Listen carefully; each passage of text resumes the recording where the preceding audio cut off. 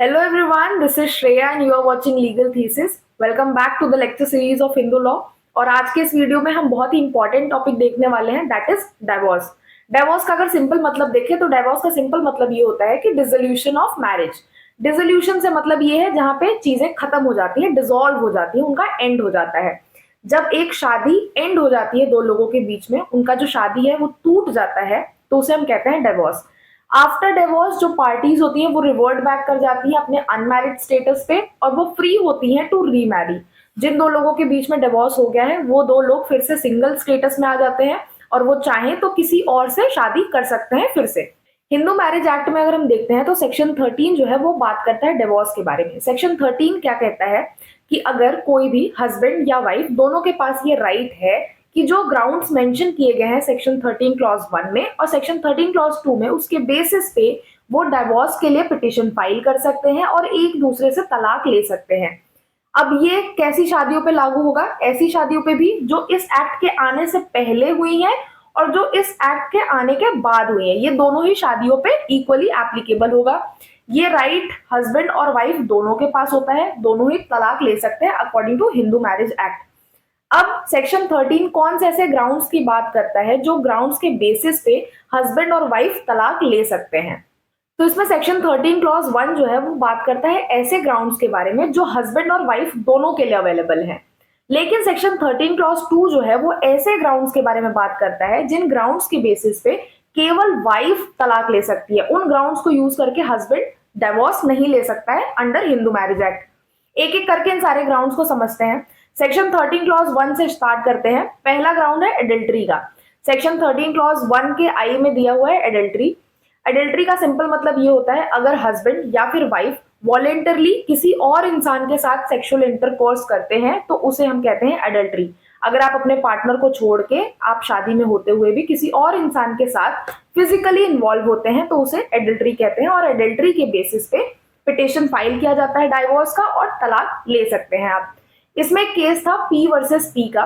इस केस में जो कोर्ट थी उसने ये कहा था कि अगर आपको सिर्फ एक शक है अपने हस्बैंड के ऊपर या अपनी वाइफ के ऊपर कि वो किसी और के साथ फिजिकली इन्वॉल्व है, सेक्सुअल इंटरकोर्स में इन्वॉल्व है, तो सिर्फ एक शक के बेसिस पे आपको डाइवोर्स नहीं मिलेगा, आपको उसके लिए कुछ प्रूफ्स देने पड़ेंगे। इसके बाद दूसरा ग्राउंड है क्रूएल्टी का। क्रूएल्टी का सिंपल मतलब हम समझते हैं, क्रूएल्टी फिजिकल भी हो सकती है, मेंटल भी हो सकती है। क्रूएल्टी होता है हेरासमेंट, जहां पे आपको हेरास किया जाए, आपको परेशान किया जाए, आपको कोई बॉडीली इंजरी दी जाए या आपके हेल्थ को लेके कोई आपको इंजरी दी जाए, उस चीज को हम कहते हैं क्रूएल्टी। देखिए, फिजिकल क्रूएल्टी वो होती है जहां आपके साथ मारपीट हो रही है या कोई जोर जबरदस्ती हो रही है या फिर आपकी हेल्थ को कोई इंजरी है, आपको डेंजर ऑफ लाइफ है, आपको बॉडीली कोई इंजरी हो रही है, उसे हम फिजिकल क्रूएल्टी कहते हैं। वेर एज मेंटल क्रूएल्टी वो होती है जहां पे आपको मेंटली हरास किया जा रहा है, आपको इल ट्रीट किया जा रहा है, जिसकी वजह से आपके हेल्थ पे अफेक्ट हो रहा है, आपको मेंटली डिस्टर्ब कर दिया जा रहा है, उसे भी हम मेंटल क्रूएल्टी में काउंट करते हैं। तो क्रूएल्टी के बेसिस पे क्या है कि कोई भी पार्टी, चाहे हस्बैंड चाहे वाइफ, दोनों एक दूसरे से तलाक ले सकते हैं। देखिए, ये क्रूएल्टी वाला जो ग्राउंड था ये मैरिज लॉज अमेंडमेंट एक्ट 1976 के आने के बाद ऐड हुआ था, उसके पहले ये ग्राउंड्स ऑफ डाइवोर्स में नहीं एडेड था। कॉन्स्टिट्यूट करने के लिए क्रूएल्टी क्या क्या होना चाहिए? डेंजर ऑफ लाइफ होना चाहिए या फिर इंजरी टू हेल्थ होनी चाहिए या फिर मेंटल या फिर बॉडीली इंजरी भी हो सकती है। अब ये जो केस था शोभा रानी वर्सेस मधुकर रेड्डी का, इस केस में कोर्ट ने ये कहा था कि अगर जो हस्बैंड है वो वाइफ से डाउरी डिमांड कर रहे हैं तो वो डाउरी डिमांड भी क्या होगा? क्रूएल्टी में काउंट किया जाएगा और उसके बेसिस पे वाइफ क्या कर सकती है? डाइवोर्स ले सकती है। इसके बाद जो एक केस है इंदिरा गांगेल वर्सेस एसके गांगेल का, इस केस में कोर्ट ने क्रूएल्टी वर्ड को थोड़ा सिंप्लीफाई किया था और ये कहा था कि क्रूएल्टी जो है वो भले एक्ट में कहीं पे भी डिफाइन नहीं की गई है, लेकिन क्रूएल्टी का मतलब जो होता है वो बहुत ही सीरियस ऑफेंस है, सीरियस इंजरीज है। अगर आप छोटी मोटी लड़ाई को लेके अगर आप क्रूएल्टी के लिए कोर्ट में जा रहे हो डाइवोर्स के लिए, तो वो क्रूएल्टी नहीं है।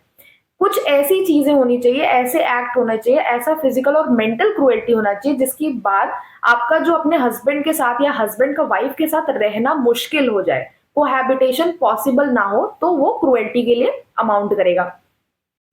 इसके बाद जो थर्ड ग्राउंड है दैट इज डिजर्शन। डिजर्शन का मतलब ये है, it means withdrawing from marital obligation. अगर जो मैरिटल ऑब्लिगेशंस हस्बैंड के ऊपर होती है या वाइफ के ऊपर होती है, अगर उन मैरिटल ऑब्लिगेशन से आप खुद को अलग कर ले रहे हो, विड्रॉ कर ले रहे हो, आप ये कह रहे हो कि जो मैरिटल ऑब्लिगेशन है इनको मैं फुलफिल नहीं करूंगी या करूंगा, तो उस बेसिस पे भी आप क्या डाइवोर्स फाइल कर सकते हो। डिजर्शन जो है वो एटलीस्ट कितने पीरियड के लिए होना चाहिए, एटलीस्ट 2 साल के लिए, मतलब 2 साल के लिए आपका हस्बैंड या आपकी वाइफ जो है वो मैरिटल ऑब्लिगेशंस को फुलफिल करने के लिए खुद को विड्रॉ कर ले। कंटिन्यूस पीरियड होना चाहिए 2 साल के लिए, तब आप डिजर्शन के लिए अप्लाई कर सकते हो for divorce on the ground of desertion. चौथा जो पॉइंट है दैट इज कन्वर्जन। अगर आपका पार्टनर बी इट हस्बैंड और वाइफ अगर खुद को कन्वर्ट कर ले रहा है from Hindu faith to some other faith, may be Muslim may be Christian, अगर वो किसी और फेथ में खुद को कन्वर्ट कर ले रहा है तो उस कन्वर्जन के बेसिस पे आप उनसे तलाक ले सकते हैं, डाइवोर्स के लिए फाइल कर सकते हैं। पांचवा हमारे पास पॉइंट है अनसाउंड माइंड। अगर आपका पार्टनर जो है वो साउंड माइंड का नहीं है, उसे कुछ मेंटल प्रॉब्लम है, कोई मेंटल बीमारी है, तो उसके बेसिस पे भी आप अपने हस्बैंड से या आप अपनी वाइफ से डाइवोर्स फाइल कर सकते हैं, तलाक ले सकते हैं। 6th ग्राउंड जो हमारे पास था दैट वाज लेप्रोसी, लेकिन लेप्रोसी को क्या किया गया, ओमिट कर दिया गया by the personal laws amendment act 2019। जब ये एक्ट आया तो इस ग्राउंड को हटा दिया गया। अब लेप्रोसी के ग्राउंड के बेसिस पे आप किसी से डाइवोर्स नहीं ले सकते हो। लेप्रोसी एक्चुअल में एक बैक्टीरियल डिजीज थी जो कि स्किन पे होती थी, ये काइंड ऑफ स्किन डिजीज है। लेकिन अगर आप किसी से टच में हो या फिर जिसको लेप्रोसी है तो जनरली ये फैलती नहीं है। बट अगर आप प्रोलॉन्ग किसी के टच में रह रहे हो जो ट्रीट नहीं कर रहा है लेप्रोसी को, तो हो सकता है फैले, बट उसके चांसेस बहुत कम है, इसीलिए इस ग्राउंड को ओमिट कर दिया गया फॉर डाइवोर्स। इसके बाद जो 7th ग्राउंड है that is venereal disease. Venereal disease का सिंपल मतलब आप ये समझो, ऐसे सेक्सुअल डिजीजेस जो कि ट्रांसमिट होते हैं किसी और से सेक्सुअल इंटरकोर्स करने के बाद, जैसे एसटीडी हो गया, जैसे एचआईवी हो गया, एड्स हो गया, इन सभी डिजीजेस के बेसिस पे अगर आपके पार्टनर को ये सारी डिजीज हैं तो इन डिजीज को एक ग्राउंड मान के आप डाइवोर्स के लिए पिटीशन फाइल कर सकते हो और इन केसेस में आपको डाइवोर्स ग्रांट हो जाती है। 8th जो ग्राउंड है that is renunciation of world. Renunciation of world से सिंपल मतलब आप समझो सन्यासी। अगर आपका पार्टनर सन्यास ले लेता है, वर्ल्ड को त्याग देता है, रेनेंसिएट कर देता है, तो उसके बेसिस पे अभी आप उनसे क्या कर सकते हो, तलाक के लिए फाइल कर सकते हो, तलाक ले सकते हो। 9th ग्राउंड जो है दैट इज प्रिज्यूम्ड डेथ। अगर आपको पता है कि आपका जो पार्टनर है he is no more alive in this world, उनकी डेथ हो चुकी है और आपको उनके जिंदा होने की कोई भी खबर नहीं है फॉर अ पीरियड ऑफ 7 और मोर ईयर्स, अगर 7 से ज्यादा साल तक आप ये मान चुके हैं कि आपका जो हस्बैंड है उनके जिंदा होने की कोई खबर आप तक नहीं पहुंची है, तो उस केस में 7 साल के बाद आप क्या कर सकते हो, डाइवोर्स के लिए फाइल कर सकते हो, ये मान के कि आपका जो पार्टनर है वो डेथ उनकी हो चुकी है। 10th ग्राउंड है नॉन रिजम्पशन ऑफ कोहैबिटेशन। अगर आपका पार्टनर आपके साथ नहीं रहता है, अलग रहता है आपसे, तो उसके बेसिस पे भी आप कोहैबिटेशन वो रिज्यूम नहीं कर रहा है, तो उसके बेसिस पे आप डाइवोर्स के लिए पिटीशन फाइल कर सकते हो। 11th ग्राउंड है failure to comply with the decree of restitution of conjugal rights. अगर आपने रेस्टिट्यूशन ऑफ कंजुगल राइट्स के लिए कोर्ट से डिग्री ले लिया था, उसके बाद भी आपका जो पार्टनर है वो आपके साथ रहने के लिए रेडी नहीं है, तो उसके बाद आप डाइवोर्स के लिए फाइल कर सकते हो। अभी तक हमने जो ग्राउंड्स देखे वो हस्बैंड और वाइफ दोनों के लिए अवेलेबल थे, लेकिन सेक्शन 13 क्लॉज 2 बात करता है कुछ ऐसे ग्राउंड्स के बारे में जो सिर्फ वाइफ को अवेलेबल है, जिसमें पहला ग्राउंड है बाइगैमी का। हस्बैंड अगर एक वाइफ के होते हुए किसी दूसरी औरत से शादी कर लेता है, यानी 2 शादियां करता है, तो उस केस में वाइफ डाइवोर्स के लिए फाइल कर सकती है। इसमें दूसरा जो ग्राउंड है दैट इज रेप, सोडोमी और बिस्टैलिटी। एक्चुअली रेप, सोडोमी और बिस्टैलिटी ये तीनों ही कुछ फॉर्म्स ऑफ सेक्सुअल इंटरकोर्स हैं जो फोर्सफुली किए जाते हैं। तो ऐसा माना जाता है कि ये फोर्सफुली इन सेक्सुअल इंटरकोर्स में सिर्फ मेन इन्वॉल्व हो सकते हैं, विमेन इन्वॉल्व नहीं हो सकती हैं, इसलिए ये ग्राउंड जो है सिर्फ विमेन के लिए ही अवेलेबल है। तीसरा ग्राउंड है non resumption of cohabitation after decree और ऑर्डर ऑफ मेंटेनेंस।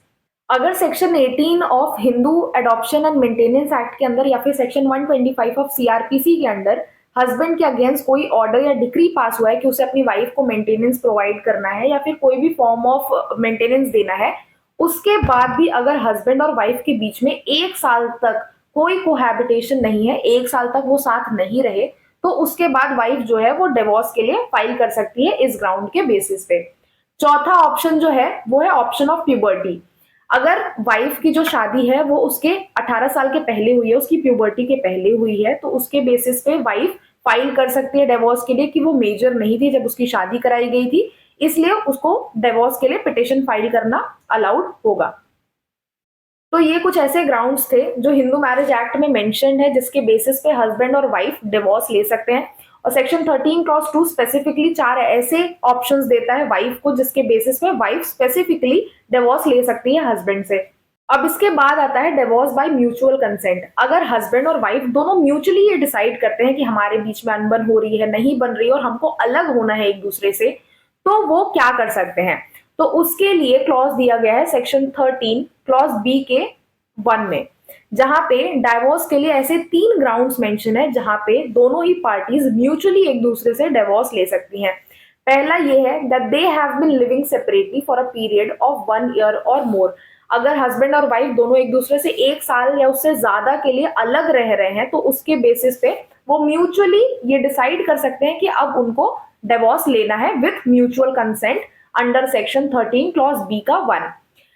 अब दूसरा इसमें ग्राउंड ये है that they have not been able to live together.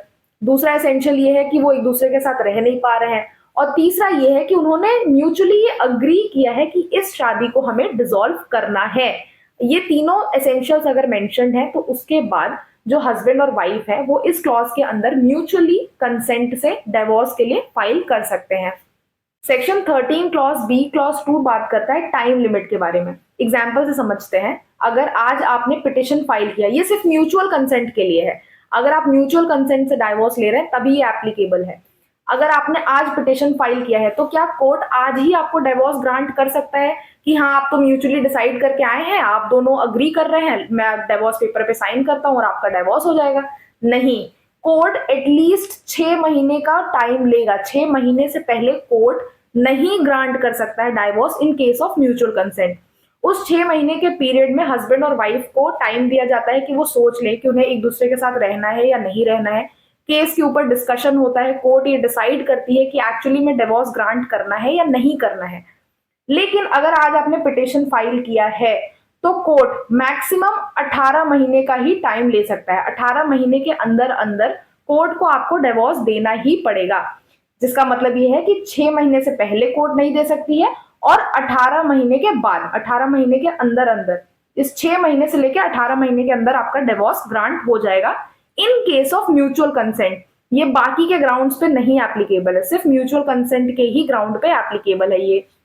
This was all about section 13 Hindu marriage act का, जो कि बात करता है डिवोर्स के बारे में।